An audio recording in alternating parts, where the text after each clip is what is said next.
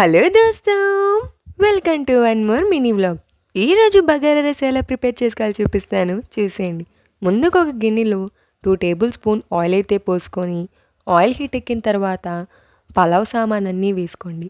ఇప్పుడు అందులోనే ఉల్లిపాయలు పచ్చిమిర్చి కూడా వేసుకొని మంచిగా వేగిన తర్వాత పుదీనా కూడా వేసుకొని కలుపుకోండి. ఇప్పుడు అందులోనే ఒక స్పూన్ అల్లం పేస్ట్ కూడా వేసుకొని పచ్చివాసన పోయేంత వరకు కలుపుకొని నేనైతే ఇక్కడ 1 గ్లాస్ బియ్యానికి 2 గ్లాసుల నీళ్ళైతే పోసుకున్నానండి. ఇప్పుడు రుచికి తగ్గ ఉప్పు కూడా వేసుకొని అందులోనే పెరుగు కూడా వేసుకొని మొత్తం ఒకసారి అయితే కలుపుకోండి.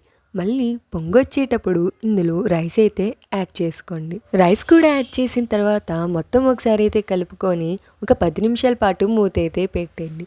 10 నిమిషాల తర్వాత టేస్టీ బగారా రైస్ అయితే తయారైపోతుందండి. మీకు కనుక ఈ వీడియో నచ్చినట్లయితే లైక్, షేర్, కమెంట్ చేయండి. అలాగే మన ఛానల్ సబ్స్క్రైబ్ చేసుకోవడం మర్చిపోవద్దు. Follow for more.